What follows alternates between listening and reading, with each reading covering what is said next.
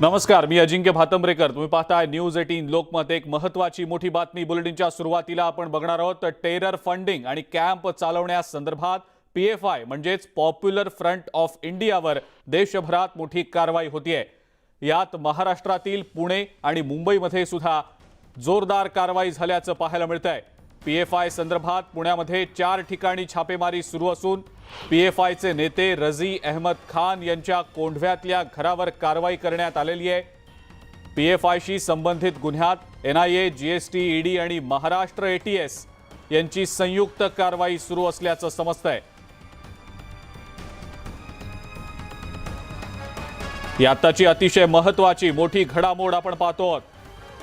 कोंढव्यामध्ये NIA, ED आणि एटीएसनं 4 ठिकाणी छापेमारी केलेली आहे.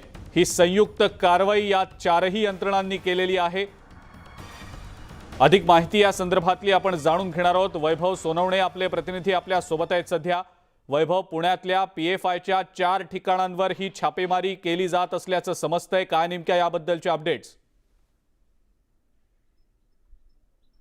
अजिंक्य, अत्यंत मोठी कारवाई जी आहे ती एनआयएनं देशभरामध्ये सुरू केलेली आहे, ज्याच्यामध्ये जीएसटीच्या, ईडीच्या सुद्धा टीम्स आहेत.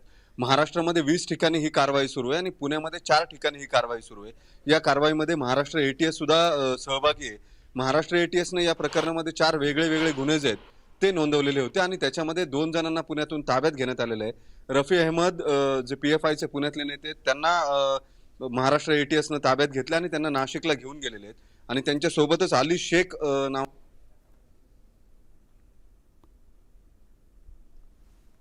केली असं समजतंय.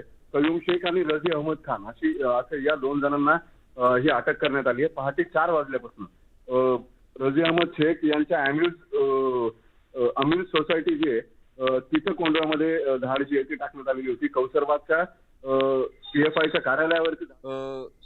कार्यालयावरती धाड टाकण्यात आलेली होती आणि ब्लूबेल शाळा आहे त्या ठिकाणी सुद्धा रेड जी आहे ती टाकण्यात आलेली होती. आणि कयूम शेख यांच्या साहिल रेसिडेन्सी या कोंढव्यातल्या निवासस्थानी ही छापेमारी करण्यात आलेली होती. सकाळी 4 वाजल्यापासून हे छापे जे आहेत ते सुरू होते. पीएफआयशी संबंधित काही कागदपत्र, त्यांचे प्रिंटर्स, कार्यालयातल्या अनेक चीज वस्तू ज्या आहेत त्या एनआयएनं ताब्यात घेतलेल्या आहेत. देशभर पीएफआय हे टेरर फंडिंग करण्यासाठी वेगवेगळ्या नावानं, डोनेशन्सच्या नावाखाली पैसे गोळा करत होतं आणि देशभरात देशविघातक कारवाया करण्यासाठी हे पैसे पुरवत होतं असा आरोप जो आहे तो पीएफआय वर ठेवण्यात आलेला आहे. एनआयएनं तशा पद्धतीचा गुन्हा दाखल केलेला आणि यातली अत्यंत गंभीर बाब म्हणजे यूएपीए सारखा, अनलॉफुल प्रिव्हेन्शन ऍक्टिव्हिटी सारखा गंभीर गुन्हा जो आहे तो पीएफआयच्या विरोधामध्ये दाखल करण्यात आलेला आहे. पीएफआय ही सामान्यपणे शहरांमध्ये किंवा इतर ठिकाणी एका सामाजिक संस्थेचा चेहरा घेऊन वावरते असा आक्षेप जो आहे तो पीएफआय वरती घेण्यात आला आहे. वैभव, पण 20 जणांना आतापर्यंत राज्यभरामध्ये अटक करण्यात आल्याची माहिती मिळते आणि कदाचित हा आकडा येत्या काळात आणखी वाढण्याची देखील शक्यता आहे. छापेमारी तर सुरूच आहे. या सगळ्या संदर्भातल्या नेमक्या काय अपडेट्स मिळतील येत्या काळात आणि काय नेमकी माहिती आहे यंत्रणांच्या अधिकाऱ्यांकडून दिली जाते?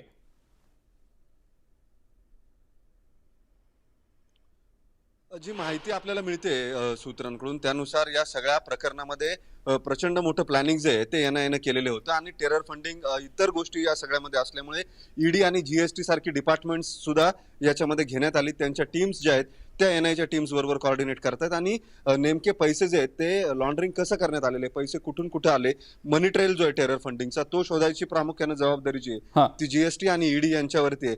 तर याच्यामधल्या क्रिमिनल कॉन्स्पिरसीज ज्या आहेत आणि एकूण सगळं षडयंत्र काय किंवा 120B मध्ये यातलं काय काय बसतं या सगळ्या बाबतचा तपास जो आहे तो नॅशनल इन्व्हेस्टिगेटिंग एजन्सी अर्थात एनआयए करत आहे. महाराष्ट्र एटीएसनं वेगळे 4 गुन्हे जे आहेत ते या संदर्भामध्ये आधीच दाखल केलेले होते आणि त्यामध्येच या दोघांना, कयूम शेख आणि रफी अहमद यांना अटक करण्यात आली असं समजतंय. बरं वैभव, आणि या व्यतिरिक्त म्हणजे पुणे आणि मुंबई या व्यतिरिक्त राज्यातल्या इतरही भागांमध्ये हे छापासत्र असणार आहे का? त्याबद्दलची काही माहिती सूत्रांकडून मिळतेय का?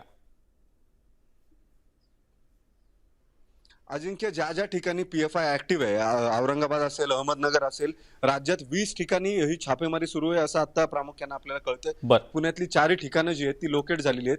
इतर ठिकाणी राज्यामध्ये आणखी कुठे कुठे ही छापेमारी सुरू आहे याबाबतची माहिती जी आहे ती अजून स्पष्ट होऊ शकली नाही. मात्र एक लक्षात घ्यावं लागेल, देशभरात 200 ठिकाणी ही छापेमारी सुरू आहे. याचा अर्थ किती मोठ्या प्रमाणावरती या अशा पद्धतीनं हे टेरर फंडिंग केलं जात होतं असं संशय NIA आहे हा. ते समोर येते. आणि महत्वाचं म्हणजे प्लॅन जो चॉकआउट करण्यात आलेला आहे, आज सकाळी बरोबर 4 वाजता देशभरामध्ये 200 ठिकाणी एकाच वेळी ही छापेमारी करण्यात आलेली आहे. त्याच्यामुळे बरोबर. अत्यंत मोठी छापेमारी म्हणावी लागेल.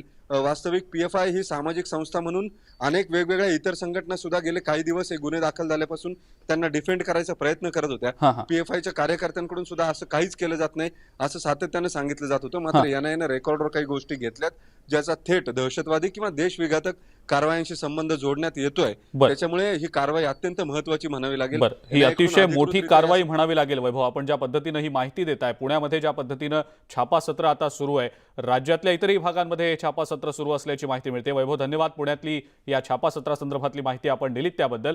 आपण राज्यातल्या वेगवेगळ्या भागांमध्ये जे छापा सत्र सुरू आहे या यंत्रणांकडनं त्याबद्दलच्या अपडेट्स तर घेतच आहोत. मात्र नवी मुंबईतल्या नेरूळच्या सेक्टर 23 मधल्या धारावे या गावात सुद्धा NIAनं धाड टाकल्याचं समजतंय. NIAच्या टीमनं मुस्लिम संघटना पॉप्युलर फ्रंट ऑफ इंडियावर रात्री 3 वाजता छापेमारी सुरू केली आहे. तर दुसरीकडे मालेगावमध्ये ED आणि NIA कडून छापा टाकला गेला असून PFI संघटनेच्या एका सदस्याला पहाटे ताब्यात घेण्यात आल्याची माहिती मिळतेय. सैफुर रहमान असं या ताब्यात घेतलेल्या व्यक्तीचं नाव आहे. नवी मुंबईतल्या नेरूळच्या सेक्टर 23 मधल्या धारावे गावात NIAनं धाड टाकली आहे. पॉप्युलर फ्रंट ऑफ इंडिया या संघटनेच्या संबंधित ठिकाणांवर छापेमारी केली जाते. मालेगावमध्ये सुद्धा ED आणि NIAनं छापा टाकलाय आणि PFI संघटनेच्या एका सदस्याला पहाटेच्या सुमारास ताब्यात घेतल्याचं समजतंय. राज्यातल्या इतरही काही ठिकाणी या यंत्रणांकडनं छापेमारी सुरू असल्याची माहिती मिळतेय. नवी मुंबईतल्या नेरूळमध्ये सुद्धा छापा टाकत कारवाई करण्यात आल्याची माहिती मिळतेय. ही अतिशय महत्वाची मोठी घडामोड आपण पाहतो आहोत सध्या.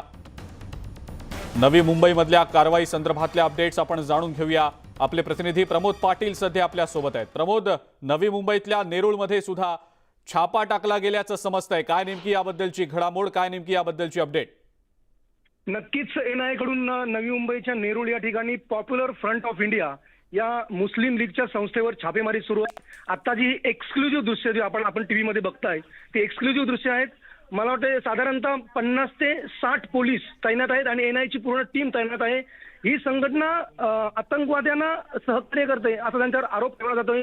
त्यामुळे संपूर्ण देशासह महाराष्ट्रामध्येही ही छापेमारी सुरू आहे आणि नेरूळच्या सेक्टर 23 मध्ये या संस्थेच्या ऑफिसवर आता मोठ्या प्रमाणामध्ये पोलीस तैनात आहेत. NIA ची टीम तैनात आहे आणि आतमध्ये जाऊन संपूर्ण वस्तूंची शहानिशा केली जाते. नक्की ऑफिसमध्ये काय ठेवलंय, काही कागदपत्रांची शहानिशा केली जाते. तिथले काही संस्थेचे काही जे पदाधिकारी आहेत त्यांचे मोबाईल जप्त केले जातात. अशा प्रकारची छापेमारी रात्री 3 पासून आतापर्यंत सुरू आहे. बरं प्रमोद, धन्यवाद. सविस्तर माहिती आपण दिली त्याबद्दल. या संदर्भातल्या अपडेट्स आपण वेळोवेळेला जाणून घेणारच आहोत. या सगळ्या कारवाई विषयीची आपण अधिक अपडेट घेऊया, याविषयीच्या प्रतिक्रिया आपण जाणून घेऊया. आपल्या सोबत सध्या माजी पोलीस महासंचालक प्रवीण दीक्षित सर आहेत. सर, आपलं स्वागत न्यूज 18 लोकमतमध्ये.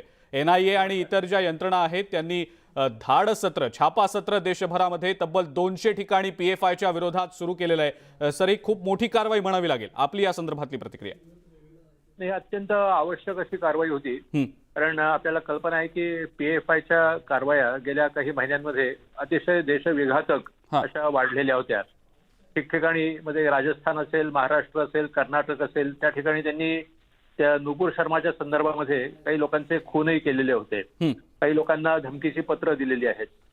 त्याच्याशिवाय अनेक ठिकाणी त्यांनी दंगलीही घडवलेल्या आहेत असं निष्पन्न झालेलं आहे तपासामध्ये. मग दिल्ली असेल, कर्नाटक, बंगलोर असेल किंवा उत्तर प्रदेश असेल किंवा अन्य ठिकाणी देखील. आणि ह्या सगळ्या ज्या देशविघातक त्यांच्या कारवाया होत्या त्या तेवढ्यापर्यंतच न थांबता आपल्याला कल्पना आहे की पटना आणखीन सिकंदराबाद या ठिकाणी त्यांनी काही कॅम्पही चालवलेले होते की त्या कॅम्पमध्ये शस्त्राचं शिक्षण आणि तिथे दंगल घडवणे ह्यासाठी त्यांना प्रोत्साहन दिलं जात होतं. त्याचं हे जे नेटवर्क आहे हे यांचं पूर्ण देशभर पसरलेलं आहे आणि होतं. आणि त्याच्यावरती वारंवार सगळीकडे राष्ट्रीय स्तरावरती कारवाई होणं अत्यंत उचित आणि समयोचित असं म्हणायला लागेल. सर, आणि यासोबतच म्हणजे फक्त देशविघातक कारवायांच्या अनुषंगानंच नाही तर आर्थिक बाबी ज्या आहेत, ज्या या संस्थेच्या माध्यमातून आणि या संस्थेशी संलग्न असलेल्या इतर काही उपसंस्थांच्या माध्यमातून केल्या जात होत्या, या आर्थिक बाबींवर देखील आता करडी नजर ठेवली गेली होती यंत्रणांकडनं आणि त्या अनुषंगानं सुद्धा तपास ईडी आणि जीएसटी करत असल्याचं समोर येत आहे. त्यामुळे सगळ्याच दृष्टीनं, सगळ्याच बाबींच्या अनुषंगानं या नेटवर्कला संपवण्याच्या दृष्टीनं ही कारवाई सुरू असल्याचं समजतंय. सर, त्याबद्दल नेमकं काय सांगता येईल? आता असं आहे की आपल्याला कल्पना आहे की याची सुरुवात मुख्य म्हणजे दक्षिणेतील केरळ या राज्यातून झालेली होती. आणि मग केरळमधून त्यांनी आपले हातपाय पसरवत तामिळनाडूमध्ये, कर्नाटकमध्ये आणि नंतर मग उत्तर प्रदेश, बिहार, राजस्थान वगैरे अन्य ठिकाणी देखील त्यांची कार्यक्षेत्र वाढवलेली होती. आणि याच्यामध्ये त्यांना परदेशातून देखील आर्थिक मदत येत होती असं काही तपासामध्ये आढळलेलं आहे. त्यामुळे ह्या पैसा बाहेरनं पैसा घ्यायचा, इथे गरीब लोकांना फसवायचं आणि जे त्यांना धर्म पूर्णपणे ज्यांना बाकीचं काही कल्पना नाही अशा लोकांना हाताला, तरुण विशेषतः मुलांना हाताला घेऊन त्यांच्या मदतीने ठिकठिकाणी दंगे घडवायचे. आणि ह्याच्या पलीकडे जाऊन आपल्याला कल्पना आहे की आता मध्ये एकदा जे त्यांची काही डॉक्युमेंट्स जप्त झाली होती त्याच्यामध्ये 2047 हा त्यांनी एक डेडलाईन सारखा दिलेला होता की त्यावेळेला संपूर्ण भारतामध्ये मुसलमानांचं राज्य बनवायचं हा त्यांचा डाव होता. आणि त्या दृष्टीने त्यांचा हा हिंसाचार आणखी ठिकठिकाणी चाललेले जे काही देशविघातक कारवाया होत्या त्याच्यावरती सर्व प्रकारे, मग ते आर्थिक असेल, सामाजिक असेल, इतर काही अजून असेल, राजकीय असेल, या सगळ्या बाजूनी त्यांना पूर्णपणे घेरून त्यांच्यावरती कडक कारवाई करणं आवश्यक आहे. बरं सर, खूप खूप धन्यवाद. आपण न्यूज 18 लोकमतशी बोललात आणि ही प्रतिक्रिया आपण दिलीत त्याबद्दल. प्रवीण दीक्षित सर होते आपल्यासोबत फोन लाईनवर आणि त्यांनी या सगळ्या कारवाईच्या संदर्भातली माहिती जी आहे ती दिलेली आहे. नवी मुंबईतल्या नेरूळमध्ये सुद्धा यंत्रणांकडून, NIA कडून छापेमारी केली गेलेली आहे. वादग्रस्त संघटना असलेल्या पॉप्युलर फ्रंट ऑफ इंडिया, भारतीय तपास यंत्रणा NIA आणि ईडीच्या निशाण्यावर आल्याचं आपण पाहतो आहोत. तब्बल 13 राज्यांमध्ये PFIच्या 100हून अधिक ठिकाणांवर ही छापेमारी सुरू आहे. NIA आणि ईडीनं आतापर्यंत 100हून अधिक जणांना अटक केल्याची माहिती समोर येते. आणि याच संदर्भात बोलण्यासाठी आपल्या सोबत हेमंत महाजन सर सुद्धा आहेत, निवृत्त ब्रिगेडियर. त्यांच्याकडनं या संदर्भातली माहिती आपण जाणून घेऊया. महाजन सर, आपलं स्वागत न्यूज 18 लोकमतमध्ये. NIA या सोबतच इतर ज्या यंत्रणा आहेत देशातल्या त्या या सगळ्या कारवाया करतायत, छापेमारी सुरू आहे आणि कुठेतरी देशांतर्गत सुरक्षेच्या दृष्टीनं आर्थिक आणि सामाजिक सुद्धा ही कारवाई खूप मोठी आणि महत्त्वाची मानली जाते. सर, काय सांगता येईल याबद्दल? असं आहे, सर्वात पहिले आपल्याला नॅशनल इन्व्हेस्टिगेशन एजन्सी आणि ज्या इन्व्हेस्टिगेशन एजन्सी आहे यांचं कौतुक करायला पाहिजे की त्यांनी मारलेल्या छाप्यांमध्ये त्यांनी 100हून जास्त लोकांना पकडलेलं आहे. अनेक डॉक्युमेंट्स, अनेक हार्ड डिस्क या जप्त केलेल्या आहेत आणि त्यामधून महत्वाची बातम्या या पुढे येत आहेत. लक्षात असावं की ही जी संघटना आहे PFI यावरती अनेक महिन्यापासून, अनेक वर्षापासून संशय होता, परंतु पुरेसे पुरावे हे सापडत नव्हते की ही संस्था भारतात अनेक ठिकाणी पसरलेली आहे आणि त्यांचं मुख्य काम आहे की युवकांचं मन बदली करून त्यांना उग्रवादी बनवायचं आणि उग्रवादातले काही जण हिंसाचारामध्ये भाग घेतील, काही जातीय दंगलीमध्ये भाग घेतील, काही दगडफेकमध्ये भाग घेतील, काही वेगवेगळे जे हिंसाचाराचे प्रकार असतात त्यामध्ये ते भाग घेतील आणि देशाचं नुकसान करतील. हा त्यांचा मुख्य उद्देश आहे. त्याच्याशिवाय शक्य असेल तर थोडं दहशतवादाची कृत्य करायची, दहशतवादाच्या धमक्या द्यायच्या, खंडणी वसूल करायची, अशी अनेक प्रकारची जी दुष्कृत्य आहेत हे करत आहेत. परंतु आतापर्यंत त्याचे पुरेसे पुरावे हे मिळत नव्हते. तर जर इतक्या लोकांना पकडलं आहे, इतके डॉक्युमेंट्स मिळालेले आहेत, तर मला खात्री आहे की ज्यांनी अशा प्रकारचे गुन्हे केलेले आहे, उग्रवाद पसरवायचा, त्यांना पकडलं जाईल. कारण उग्रवाद पसरवण्याकरता अनेकांनी पैशाची मदत केलेली आहे. अनेक जण आपल्या जागा त्यांना राहण्याकरता देतात. मध्ये अशी पण बातमी आली होती काही ठिकाणी त्यांनी ट्रेनिंग कॅम्प पण केलेले होते ज्यामध्ये त्यांनी युवकांना शस्त्राचं शिक्षण वगैरे दिलेलं आहे. तर ही देशाकरता अर्थातच धोकेदायक बाब आहे आणि या लोकांना लवकरात लवकर पकडलंच पाहिजे. आणि जसं आपण यांना पकडू यांच्याकडनं अजून जास्त माहिती. महाजन सर, एक प्रश्न होता की केरळ आणि दक्षिण भारतातनं खरं तर या संघटनेच्या कारवायांना सुरुवात झाली. देशभरात त्यांनी आपलं नेटवर्क पसरवण्याचा प्रयत्न केला, काही अंशी त्यांना यश देखील आलं. मात्र आताची ही जी यंत्रणांची कारवाई होतीये नेटवर्क उद्ध्वस्त करण्याच्या दृष्टीनं अत्यंत महत्वाची आहे. सर, त्याबद्दल नेमकं काय सांगताय?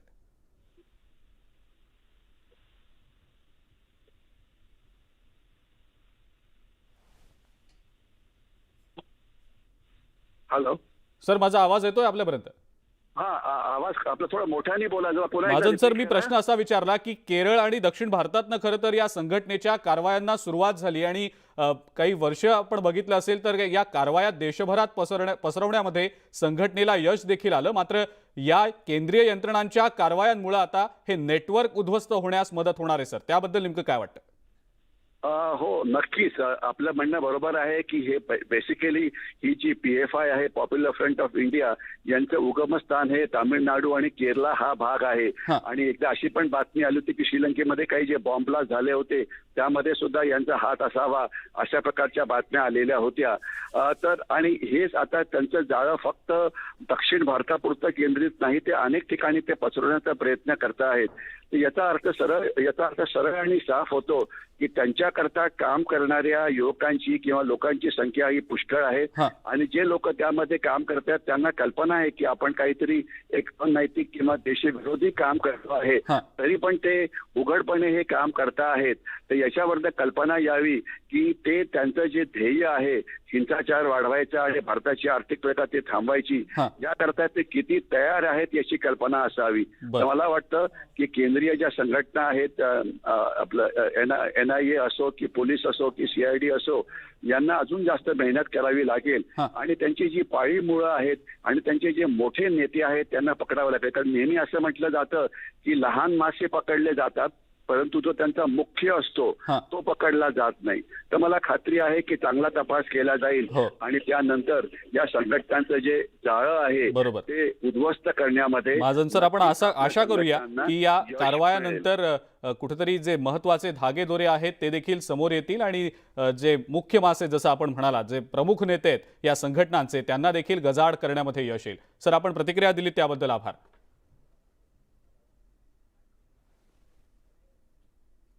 पुढची महत्वाची बातमी बघूया. माओवाद्यांनी राज्यातल्या शहरी भागांना लक्ष्य केल्यानं सुरक्षा यंत्रणा सतर्क झालेल्या आहेत. सरकारच्या धोरणाविरोधात जिथे रोष आहे त्या आंदोलनामध्ये सहभागी होऊन नेटवर्क मजबूत करण्याची रणनीती माओवाद्यांनी आखली आहे.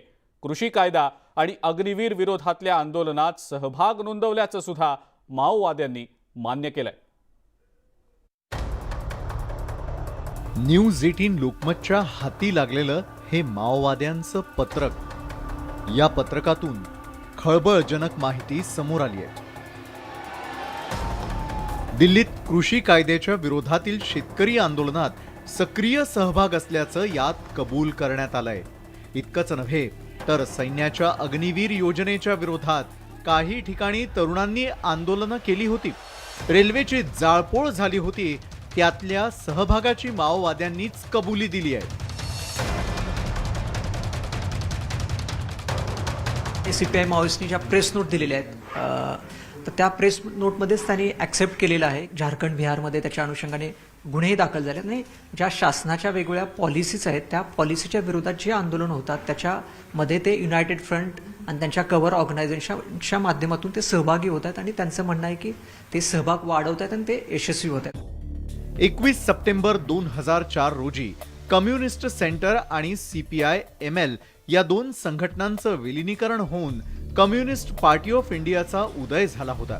त्या विलयाला 18 वर्ष पूर्ण झाल्यानं माओवादी विलय सप्ताह साजरा करण्यात आला.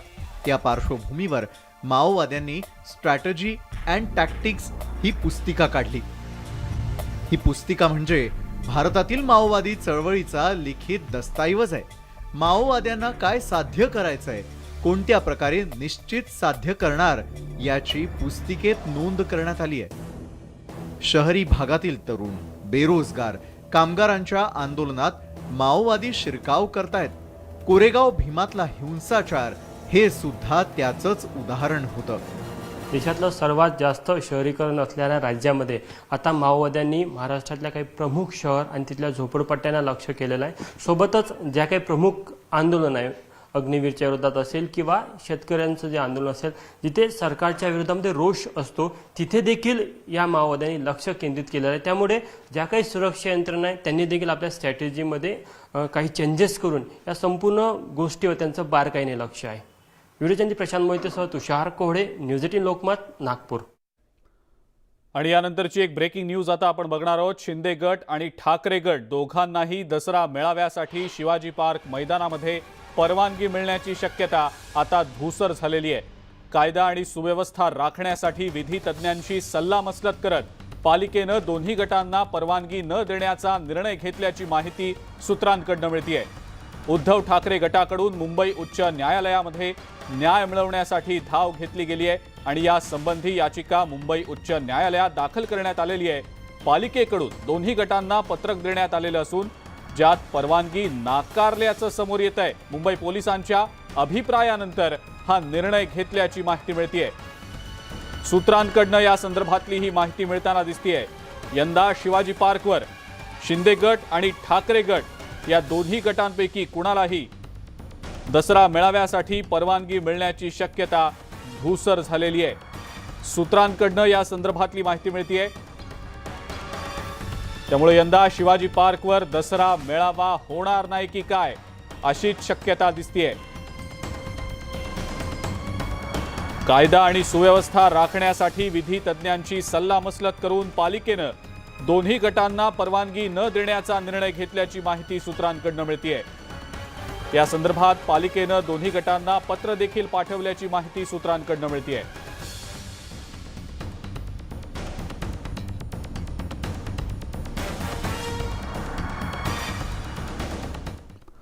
दसरा मेळाव्यासाठी शिवसेना आक्रमक झाली आहे। शिवसेनेनं आता थेट हायकोर्टाचंच दार ठोठावलंय आणि शिवसेनेच्या या याचिकेवर आज सुनावणी देखील होणार आहे। शिवाजी पार्कवर दसरा मेळाव्यासाठी परवानगी द्यावी अशी मागणी शिवसेनेनं केलेली आहे। याबाबतचा अर्ज सुद्धा शिवसेनेनं पालिकेकडे केलेला होता, मात्र त्यावर अजून सुद्धा पालिकेकडून कोणताही निर्णय दिला गेलेला नाही। पालिकेकडून वेळकाढूपणा सुरू असल्याचा आरोप शिवसेनेच्या नेत्यांनी केलाय। पालिकेनं शिवाजी पार्कवर दसरा मेळाव्यासाठी अद्याप परवानगी न दिल्यानं शिवसेनेनं हायकोर्टात धाव घेतली आहे। घुसखोरी करतो त्याच्यासाठी घुसखोरी केली आणि कायदा सुव्यवस्था बिघडण्याचा प्रयत्न केला तर निश्चित महाराष्ट्र सरकारची सर्व सरकारी यंत्रणा सज्ज आहे। शेवटी आपल्या राज्यामध्ये देशामध्ये कायदा आहे, ते आता कोर्टामध्ये गेले। सन्माननीय कोर्ट जे आदेश देईल ते असे घुसून आणि घासून काही सभा घेता येत नाही। सभा घेण्यासाठी कायदा आहे, नियम आहे, धोरण आहे। आजही तीच आहे। आपल्याला आम्हाला कळतंय की येणाऱ्या निवडणुकीमध्ये आमचे चांगले चेहरे किंवा चांगले पदाधिकारी यांना कसं अडकवण्यासाठी ही सगळी त्याच्या मागची षडयंत्र नाही। आरोप नाही दिसतंय, आरोप कशाला करायला पाहिजे? जे सत्याची फॅक्ट, सत्यता नक्की काय आहे ते दिसतंय। पुढची महत्त्वाची बातमी आता आपण बघणार आहोत। शिवसेना पक्षप्रमुख उद्धव ठाकरे यांनी गटप्रमुखांच्या मेळाव्यात मुख्यमंत्री एकनाथ शिंदे गट आणि भाजपवर सडकून टीका केली आणि या कार्यक्रमामध्ये पत्राचाळ प्रकरणी जेलमध्ये असलेल्या संजय राऊत यांच्या नावाची रिकामी खुर्ची पाहायला मिळाली। मनसेनं खुर्चीच्या याच मुद्द्यावरून शिवसेनेवर आता निशाणा साधलाय।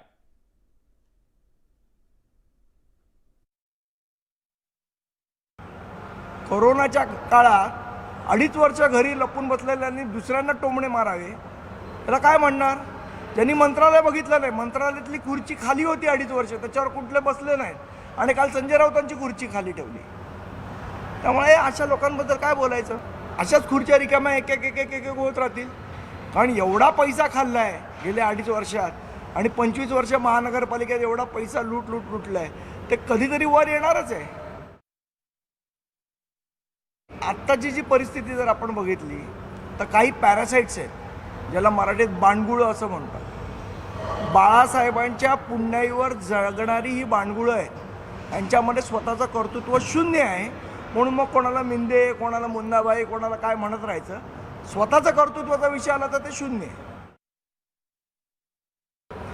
आणि येणाऱ्या काळामध्ये महाराष्ट्र नवनिर्माण सेना विदर्भातला सर्वात प्रबळ पक्ष म्हणून आपल्याला आलेला दिसेल।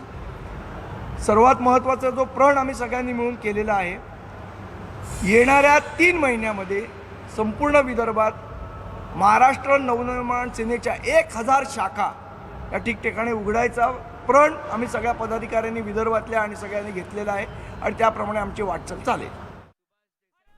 मुख्यमंत्री एकनाथ शिंदे दिल्ली दौऱ्यावर असून आज ते पंतप्रधान नरेंद्र मोदी यांची भेट घेण्याची शक्यता आहे. कालच मुख्यमंत्री एकनाथ शिंदे यांनी केंद्रीय गृहमंत्री अमित शहा यांची भेट घेतलेली होती. त्यानंतर शिंदे पंतप्रधानांना देखील भेटतील अशा चर्चा सुरू होत्या आणि आता आज दुपारी मुख्यमंत्री आणि पंतप्रधानांची भेट होणार असल्याचं समजतंय. राज्यातून वेदांता फॉक्सकॉन प्रकल्प गुजरातला गेल्यानंतर विरोधकांनी राज्य सरकारवर सडकून टीका करायला सुरुवात केली आणि त्यामुळे आजच्या या भेटीमध्ये वेदांता फॉक्सकॉन प्रकल्पाबाबत चर्चा होण्याची शक्यता आहे.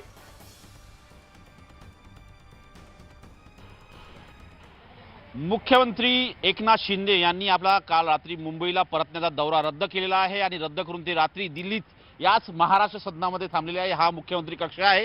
काल रात्री उशिरा त्यांनी अमित शहा केंद्रीय गृहमंत्री यांची भेट घेतली. जवळपास 20 मिनिटं ही भेट झाली. या भेटीमध्ये जर बघितलं आपण खास करून ज्या तिथं माहिती मिळते मुंबई महानगरपालिकेच्या संदर्भात आणि सोबतच येत्या 27 सप्टेंबरला जी सुनावणी होणार आहे त्या संदर्भात विस्ताराने चर्चा झाल्याची माहिती पुढे आली आहे. सोबतच आज जर बघितलं इकडे त्या संपूर्ण महाराष्ट्र सदनामध्ये आज मोठ्या स्तरावरती सुरक्षा व्यवस्था आहे कारण की मुख्यमंत्री इथे आहे आणि सोबतच ज्या तिथं माहिती मिळते पंतप्रधान नरेंद्र मोदी यांची देखील आज मुख्यमंत्री एकनाथ शिंदे भेट घेणार आहे. साधारणतः 1:30 वाजता ही भेट होईल. याशिवाय काही केंद्रीय मंत्र्यांची देखील ते भेट घेणार असल्याची माहिती पुढे आली आहे. सोबतच साधारणतः 11 वाजेच्या नंतर छत्रपती संभाजीराजे हे महाराष्ट्र सदनात येणार आहे आणि ते मुख्यमंत्री एकनाथ शिंदे यांची भेट घेतील खास मराठा आरक्षणाच्या मुद्द्यावरती. त्यामुळे आजचा दिवस देखील मुख्यमंत्र्यांचा दिल्ली दौरा हा अत्यंत व्यस्त असणार आहे आणि महत्त्वाचं म्हणजे जर बघितलं त्यांनी रात्रीचा दौरा रद्द करून मुंबईला परतणार होते तो रद्द करून त्यांनी अमित शहाची भेट घेतली. आता ते पंतप्रधानांच्या भेटीला जाण्याची शक्यता आहे. नवी दिल्लीहून व्हिडिओ जर्नलिस्ट अर्पितसह प्रशांत लांदास, न्यूज 18 लोकमत. मुख्यमंत्री एकनाथ शिंदे यांनी काल रात्री उशिरा केंद्रीय गृहमंत्री अमित शहा यांची भेट घेतलेली आहे. जवळपास 20 मिनिटं या दोन्ही नेत्यांमध्ये भेट झाल्याची माहिती सूत्रांकडून मिळतेय. या भेटीमध्ये या दोन्ही नेत्यांदरम्यान नेमकी काय चर्चा झाली याचा तपशील मात्र अद्यापही समोर आलेला नाही. मात्र येत्या 27 तारखेला सर्वोच्च न्यायालयात शिवसेना विरुद्ध शिंदे गटाच्या प्रकरणामध्ये महत्त्वाचा निकाल येऊ शकतो. सर्वोच्च न्यायालय शिवसेनेच्या चिन्हाबाबत निवडणूक आयोगाला महत्त्वाचे निर्देश देऊ शकतं आणि या पार्श्वभूमीवर एकनाथ शिंदे यांचा हा सध्याचा दिल्ली दौरा निर्णायक मानला जातोय.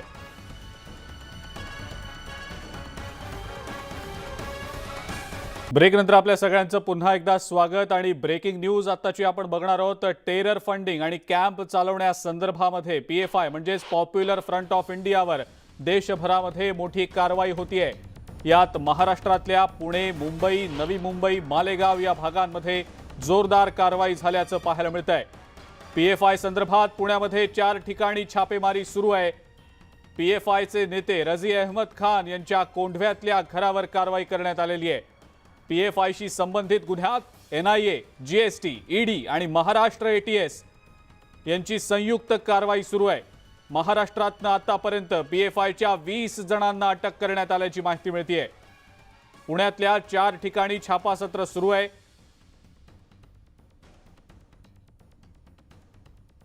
आणि आतापर्यंत महाराष्ट्रातनं PFIच्या 20 जणांना अटक करण्यात आल्याची माहिती मिळतेय.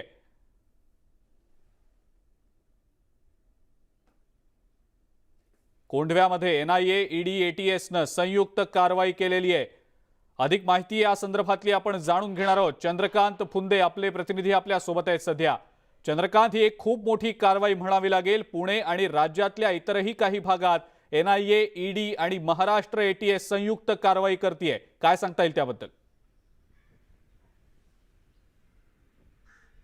हो, निश्चितच अजिंक्य, ही फक्त पुण्यात नाही, कोल्हापूर, नाशिक, मुंबई या ठिकाणी ही सगळी कारवाई होती. हे सगळे PFI ज्याला पॉप्युलर फ्रंट ऑफ इंडिया असं त्या संघटनेचं नाव आहे. पहिलं ते औरंगाबादला होतं, आता पुण्यात इकडे कोंढवा भागात त्या संघटनेचं कार्यालय आहे. ही संघटना कट्टरवादी म्हणून ओळखली जाते. अनेक चुकीच्या गोष्टींमध्ये या संघटनेचं नाव आहे, संशय घेतो. त्या संघटनेचे कयूम शेख जिथं राहतात तिथं आता आपण आलेलो आहोत. ही साई सर्वोदय म्हणून सोसायटी आहे. या सोसायटीत ते समोर B विंग आहे, तिथं 303 फ्लॅट नंबरला ते राहतात आणि हाईट म्हणजे इथं समोर कोंढवा पोलीस स्टेशन आहे. या कोंढवा पोलीस स्टेशनच्या बाजूलाच ही सोसायटी आहे आणि तिथंच ते कयूम शेख राहतात, ज्यांना NIAने काल ताब्यात घेतलेलं आहे. मग पोलीस स्टेशनच्या बाजूला त्या PFIचे सदस्य राहतात. त्या सोसायटीत हे कयूम शेख राहतात तिथंच ही आपण ते त्यांचं रूम नंबर दाखवण्याचा प्रयत्न करूया प्रेक्षकांना. हीच ती सोसायटी आहे, अगदी बऱ्यापैकी हायफाय सोसायटी आहे, पोलीस स्टेशन समोर आहे आणि तिथंच एनआयएने कारवाई केलेली आहे. रात्री त्यांना ताब्यात घेतलंय, अटक केली. त्यांच्याकडनं जे साहित्य आहे संशयास्पद ते ताब्यात घेतलेले. तिकडे बाजूला कौसरबाग म्हणून एरिया आहे, तिथं त्या PFIचं ऑफिस होतं, ते बंद होतं गेले काही दिवस. त्या सोसायटीत आता सगळी एनआयएची कारवाई करून झालेली, पण ह्याच बिल्डिंगमध्ये ते राहायचे, या सोसायटीमध्ये. आता आम्ही वरती जाऊन आलो, हे बघा ही पाटी 303 मिस्टर कयूम शेख इथं राहायचे. आता वरती रूमवर आम्ही जाऊन आलो, तिथं त्या रूमला लॉक आहे चक्कपणे, म्हणजे समोर कोणी रिस्पॉन्स देत नाही. पण एनआयएने त्यांना अटक केल्यामुळे इथं बऱ्यापैकी एक शांतता आहे, लोकांमध्ये थोडं घबराटीचं वातावरण आहे. कारण आपल्या सोसायटीतला सदस्य एनआयएच्या जाळ्यात सापडतो आणि तो PFIची संघटना ही नेहमी वादग्रस्त ठरलेली आहे. त्या सोसायटीचा त्या संघटनेचं तो काम करतोय. अशी एनआयएच्या तपासात ही सगळी माहिती समोर आली. त्यांना नेमकं फंडिंग कुठून होतं, त्यांच्या ऍक्टिव्हिटीज काय हे सगळं आता एनआयए नंतर महाराष्ट्र पोलीस, ज्याला आपण ATS म्हणतो, GST असेल, ह्या सगळ्या गोष्टी, ह्या सगळ्या तपास यंत्रणा ह्या कयूम शेखची कसून चौकशी करते. कयूम शेख आणि रहीम शेख हे दोघं हे युनिट चालवायचे इथलं PFIचं, जे कौसरबागात त्यांचं ऑफिस होतं. मध्यंतरी ते बंद केलं होतं, पण तेच कयूम शेखची ही सोसायटी आहे. या सोसायटीतून आता आपण ही सगळी माहिती देतोय. बरं चंद्रकांत, धन्यवाद. सविस्तर माहिती आपण दिलीत त्याबद्दल. आणि पुण्यामध्ये खास करून 4 ठिकाणी NIA आणि इतर ज्या यंत्रणा आहेत त्यांची छापेमारी सुरू असल्याचं आपण पाहतो आहोत. मात्र राज्यभरामध्ये सुद्धा ED आणि NIAनं छापेमारी केलेली आहे. राज्यातल्या अनेक जिल्ह्यांमध्ये ही छापेमारी NIA, ED आणि महाराष्ट्र ATS कडून करण्यात आलेली आहे. औरंगाबाद, पुणे, कोल्हापूरमध्ये देखील छापेमारी झाली आहे. यासोबतच बीड, परभणी, नांदेडमध्ये सुद्धा छापा टाकला गेलाय. जळगाव, जालना आणि मालेगावमध्ये सुद्धा या यंत्रणांकडनं कारवाई झाली आहे. मुंबई, ठाणे आणि नवी मुंबईमध्ये सुद्धा ही छापेमारी करण्यात आल्याची माहिती मिळते. राज्यभरात PFI NIAच्या रडारवर आल्याचं आपण पाहतो आहोत. राज्यभरामध्ये हे धाड सत्र सुरूच आहे. बीड, परभणी, नांदेड यासह इतरही जिल्ह्यांमध्ये ही छापेमारी NIA, ED कडून सुरू असल्याचं आपण पाहतो आहोत. जळगाव, जालना, मालेगावमध्ये सुद्धा छापेमारी सुरू आहे. अधिक माहिती या संदर्भातली आपण जाणून घेणार आहोत. वैभव सोनवणे आपले प्रतिनिधी आपल्या सोबत आहेत सध्या. वैभव, राज्यातल्या इतरही भागात, इतरही जिल्ह्यांमध्ये NIA आणि इतर यंत्रणांकडनं छापेमारी सुरूच असल्याचं समजतंय, काय सांगता येईल याबद्दल? अजिंक्य, अत्यंत मोठी कारवाई आहे. देशभरात 200 ठिकाणी तर महाराष्ट्रात 20 ठिकाणी ही छापेमारी करण्यात आली आहे. महाराष्ट्रामध्ये औरंगाबाद, नाशिक, मुंबई आणि नांदेड या ठिकाणी गुन्हे जे 4 गुन्हे ATS ने दाखल केलेले आहेत, ज्याच्यामध्ये 153 आहे, 121 आहे, 109, 120B आणि UAPAचं सेक्शन 13/1/B. याचाच अर्थ देशाच्या विरोधामध्ये युद्ध पुकारणे किंवा अनलॉफुल ऍक्टिव्हिटी, देश विघातक कारवायांना प्रोत्साहन देणे असे अत्यंत गंभीर स्वरूपाचे आरोप जे आहेत ते PFI या संघटनेवर ठेवण्यात आलेत. आतापर्यंत 20 जणांना या प्रकरणामध्ये अटक करण्यात आलेली आहे ATS कडून. आणि आज सकाळी पहाटे 4 वाजल्यापासून औरंगाबाद, पुणे, कोल्हापूर, बीड, परभणी, नांदेड, जळगाव, जालना, मालेगाव, नवी मुंबई, ठाणे आणि मुंबई या ठिकाणी छापेमारी जी आहे ती ATS ने केली आहे. ATS सोबत देशभरामध्ये ही कारवाई NIAनं लीड केली, ज्याच्यामध्ये GST आणि EDच्या सुद्धा काही टीम्स होत्या, जे पैसे सायफन करण्यात आलेले आहेत वेगवेगळ्या कारणांसाठी, वेगवेगळ्या व्यवसायांमधून वेगवेगळ्या कुटुंबियांच्या नावावरती देणग्या देण्याचे जे रेकॉर्ड NIAच्या हाती लागलेत, त्यावरून काही आर्थिक तपास करायचा प्रयत्न जो आहे तो सुरू होता. आणि त्यासाठी ED आणि GSTच्या टीम सुद्धा याच्यामध्ये सहभागी होत्या. महाराष्ट्रातल्या कारवाईमध्ये महाराष्ट्र ATS प्रामुख्यानं प्रचंड आक्रमक होतं आणि 4 वेगळ्या FIR ज्या आहेत त्या लॉन्च करण्यात आलेल्या आहेत, त्या दाखल करण्यात आलेल्या आहेत मुंबई, नाशिक, औरंगाबाद आणि नांदेडमध्ये, ज्याच्यामध्ये 20 लोकांना अटक करण्यात आली. तर आज सकाळी पुण्यातून 2 जणांना ATS कडून अटक करण्यात आलेली आहे, ज्याच्यामध्ये कयूम शेख आणि रही अहमद ज्यांच्या घरी सकाळी 4 वाजता छापे मारण्यात आलेले होते, जे PFIचे पुण्यातले प्रमुख कार्यकर्ते आहेत, त्यांच्यावरती ही कारवाई करण्यात आलेली होती. आणि यानंतर आणखी NIA कडून सुद्धा देशभरातल्या कारवायांचे डिटेल्स जे आहेत ते समोर येणे अपेक्षित आहे. महाराष्ट्रात ATSनं प्रामुख्याने ही कारवाई जी आहे ती NIAच्या मदतीनं केलेली पाहायला मिळते. बरं वैभव, धन्यवाद. सविस्तर माहिती आपण दिलीत त्याबद्दल. राज्यभरात PFI NIAच्या रडारवर आल्याचं आपण पाहतो आहोत आणि राज्यभरातल्या वेगवेगळ्या जिल्ह्यांमध्ये सध्या NIA आणि इतर यंत्रणांकडून धाडसत्र सुरू आहे.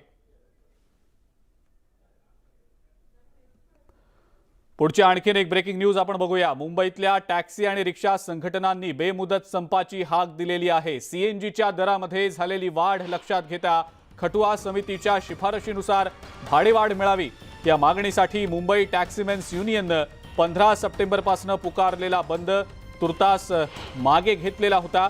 मात्र 13 सप्टेंबरला झालेल्या बैठकीत उदय सामंत यांनी दिलेला शब्द न पाळल्याचा आरोप करत मुंबईतल्या रिक्षा टॅक्सी चालकांनी पुन्हा एकदा बेमुदत संपावर जाण्याची घोषणा केली आहे. 26 सप्टेंबरपासून हा बेमुदत संप सुरू होणार आहे.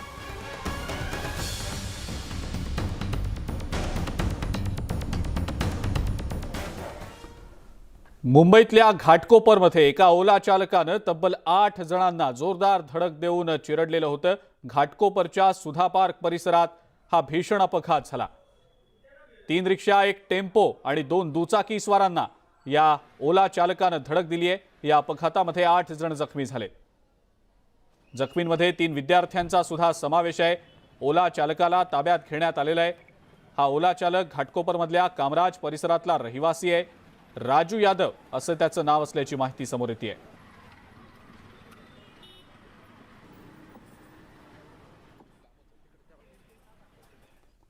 मुंबई अहमदाबाद महामार्गावर तलासरीच्या आमगाव फाट्याजवळ खड्ड्यांमुळे 24 तासात 6 जणांचा मृत्यू झालाय. एकाच ठिकाणी 2 वेगवेगळ्या अपघातांमध्ये 6 प्रवाशांचा मृत्यू झालाय.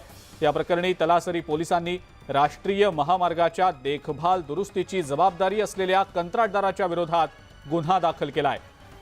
RK जैन इन्फ्रा प्रायव्हेट लिमिटेडचे व्यवस्थापक राम राठोड आणि अधिकाऱ्यांवर हलगर्जीपणाचा ठपका ठेवत हा गुन्हा दाखल करण्यात आलाय. आमगाव इथल्या उड्डाणपुलावर सोमवारी रात्री कार आणि टेम्पो दरम्यान भीषण अपघात झाला, ज्यामध्ये 4 जणांचा मृत्यू झाला होता. तर मंगळवारी दुपारी दुसऱ्या अपघातात पुन्हा त्याच ठिकाणी कार आणि टेम्पोचा भीषण अपघात झाला, ज्यामध्ये 2घांचा मृत्यू झालाय तर 1 जण गंभीर जखमी झालाय.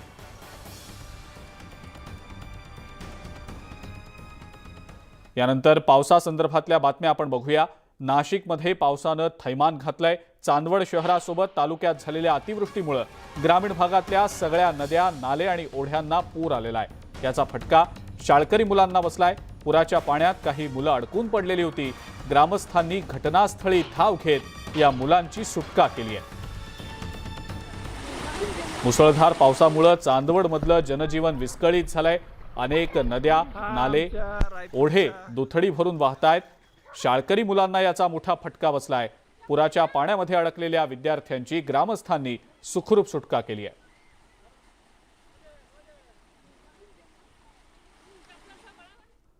पुढची आणखीन एक अतिशय महत्त्वाची मोठी बातमी आपण बघणार आहोत. नवी दिल्लीमध्ये मुख्यमंत्री एकनाथ शिंदे केंद्रीय कायदा मंत्री किरेन रिजिजू यांची भेट घेणार असल्याचं समजतंय. मराठा आरक्षण संदर्भामध्ये ही भेट होणार असल्याची माहिती मिळतेय. केंद्रीय कायदे मंत्री किरेन रिजिजू यांना मुख्यमंत्री एकनाथ शिंदे भेटणार असल्याचं समजतंय. मराठा आरक्षणासंदर्भातली ही अतिशय महत्त्वाची आणि मोठी घडामोड म्हणता येऊ शकेल. मराठा आरक्षणाचा प्रश्न मार्गी लावण्याच्या अनुषंगानं मुख्यमंत्री एकनाथ शिंदे ही भेट घेणार असल्याची माहिती मिळतेय.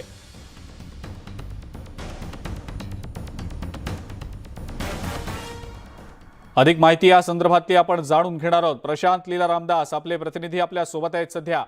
प्रशांत, किरेन रिजिजू यांच्या भेटीसाठी मुख्यमंत्री एकनाथ शिंदे जाणार असल्याचं समजतंय. काय नेमकी याबद्दलची माहिती?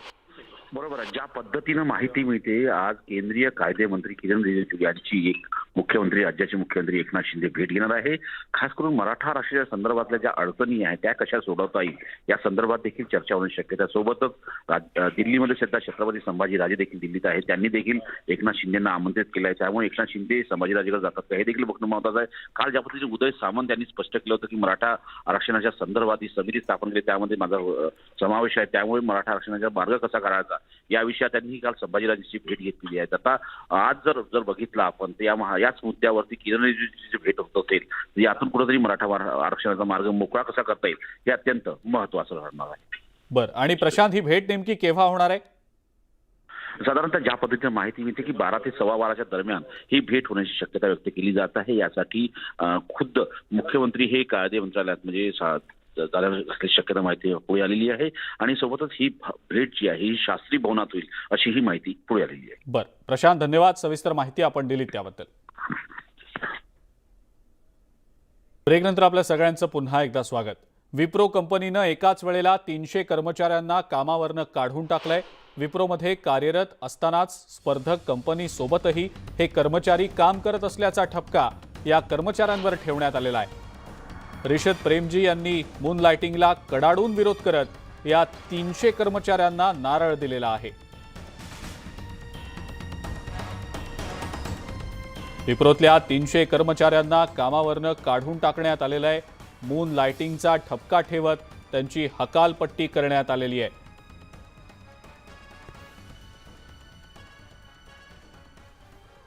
तुळजापूर तालुक्यातल्या काक्रंबा गावामध्ये एका तरुणाला बेदम मारहाण करण्यात आल्याचा प्रकार घडलाय. गावात फिरणारा हा अनोळखी तरुण मुलं चोरणारा असावा या संशयातनं संतप्त गावकऱ्यांनी तरुणाला बेदम चोप दिला आणि त्यानंतर त्याला पोलिसांच्या स्वाधीन करण्यात आलं.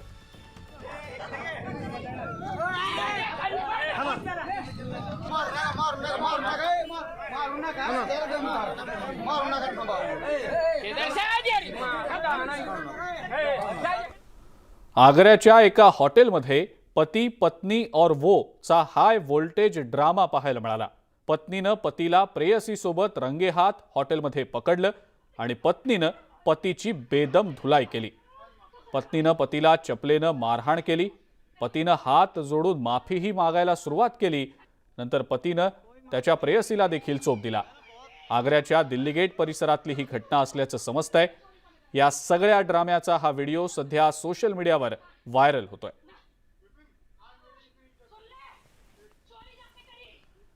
आग्र्यातली ही घटना आहे. पतीला प्रेयसी सोबत पत्नीनं रंगेहात पकडून चांगला चोप दिल्याचं पाहायला मिळतंय. या सगळ्या घटनेचा हा व्हिडिओ सध्या सोशल मीडियावर चांगलाच व्हायरल होताना दिसतोय.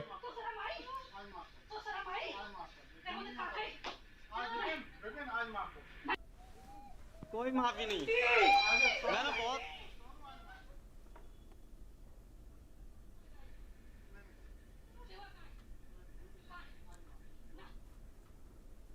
पुढची ब्रेकिंग न्यूज आता आपण बघणार आहोत. दसरा मेळावा शिवतीर्थवर घेण्यासाठी ठाकरे आणि शिंदे गटामध्ये रस्सीखेच सुरू असताना शिवाजी पार्कवर यंदा दसरा मेळावा होणार नसल्याची माहिती समोर येतेय. शिवाजी पार्क दसरा मेळाव्यासाठी कुणालाही मिळणार नाही असा निर्णय महानगरपालिकेनं घेतल्याची माहिती समोर येताना दिसतेय. त्यामुळे यंदाच्या वर्षी शिवाजी पार्कवर दसरा मेळावा होणार नाही अशी माहिती समोर येतेय. मुंबई महानगरपालिकेनं शिंदे गट आणि ठाकरे गट या दोन्ही गटांना शिवाजी पार्कवर दसरा मेळावा घेण्यासाठीची परवानगी नाकारल्याची माहिती मिळतेय. ही आताची अतिशय महत्त्वाची मोठी घडामोड आपण पाहतो आहोत. शिंदे गट किंवा ठाकरे गट या दोन्ही गटांपैकी कुणालाही दसरा मेळाव्यासाठी शिवाजी पार्क मैदान हे देण्यात येणार नसल्याचं समजतंय. पालिकेनं या संदर्भातली परवानगी दोन्ही गटांना नाकारल्याची माहिती मिळतेय.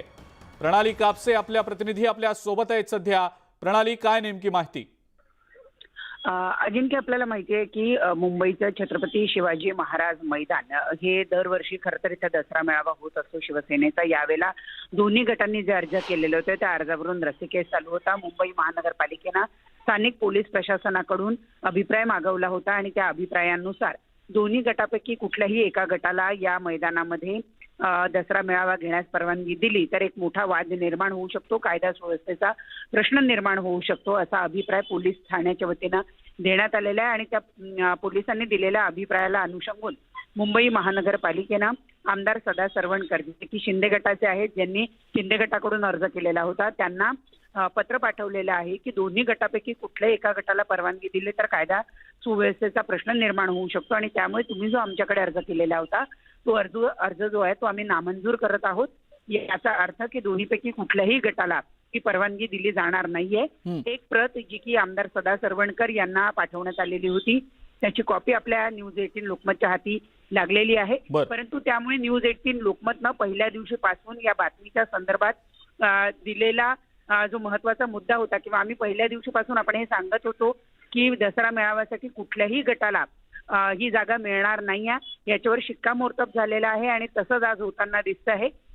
कारण महानगरपालिकेनं स्पष्ट स्वरूपात यात उल्लेख केलेला आहे की दोन्ही गटापैकी कुठल्याही गटाला परवानगी दिली तर कायदा सुव्यवस्थेचा प्रश्न निर्माण होतो आणि म्हणून ही परवानगी नाकारण्यात येत आहे. त्यामुळे न्यूज 18 लोकमतच्या बातमीवर पुन्हा एकदा शिक्कामोर्तब झालंय हे स्पष्ट आहे. अगदी खरं आहे प्रणाली, न्यूज 18 लोकमतच्या बातमीवर शिक्कामोर्तब तर झालेलंच आहे. मात्र दुसरीकडे जर आता दोन्ही गटांना परवानगी नाकारल्याचं समोर येत असेल तर शिवसेनेनं दुसरीकडे हायकोर्टात देखील धाव घेतलेली आहे. या सगळ्या प्रकाराच्या नंतर आता हायकोर्टात या संदर्भातला नेमका काय निकाल लागतो हे देखील पाहणं महत्वाचं असेल. प्रणाली, त्याबद्दल नेमकं काय वाटतं? खरं तर उद्धव ठाकरे गटाकडून कालच ही याचिका कोर्टामध्ये दाखल करण्यात आलेली होती, ज्याच्यामध्ये त्यांनी म्हटलेलं होतं की महिना झालेला आहे आम्ही अर्ज करून, परंतु मुंबई महानगरपालिका वेळकाढूपणा करते आहे आणि कुठलाही निर्णय देत नाहीये. त्यामुळे कोर्टानं आता यावर निर्णय द्यावा अशा पद्धतीची भूमिका जी आहे ती ठाकरे गटाच्या वतीनं स्पष्ट करण्यात आलेली होती. परंतु त्याचपूर्वी मुंबई महानगरपालिकेनं हे पत्र आता जारी केलेलं आहे. याचा अर्थ मुंबई महानगरपालिकेनं आपला अभिप्राय किंवा पोलिसांकडून अभिप्राय घेऊन आपला निर्णय जाहीर केलेला आहे. त्यामुळे आज मुंबई महानगरपालिकेच्या वतीनं ही भूमिका जी आहे ती कोर्टामध्ये स्पष्ट केली जाईल आणि त्यानंतर हायकोर्ट आता त्याच्यावर काय निर्णय घेतं हे स्पष्ट होईल. परंतु जो महत्वाचा मुद्दा ठाकरे गटाकडून मांडण्यात आला होता की महिना झालाय आम्ही परवानगी मागतोय परंतु मुंबई महानगरपालिका आम्हाला परवानगी देत नाहीये, तो मुद्दा आज मुंबई महानगरपालिकेनं मोडीत काढलेला आहे. बरं प्रणाली, धन्यवाद. सविस्तर माहिती आपण दिलीत त्याबद्दल आणि या संदर्भातल्या महत्त्वाच्या अपडेट्स आपण वेळोवेळेला जाणून घेणारच आहोत. मात्र ही आत्ताची अतिशय महत्त्वाची मोठी बातमी, ठाकरे गट किंवा शिंदे गट या गटांपैकी कुणालाही यंदाच्या दसरा मेळाव्यासाठी शिवाजी पार्क मैदानासाठी परवानगी पालिकेनं नाकारल्याचं दिसतंय.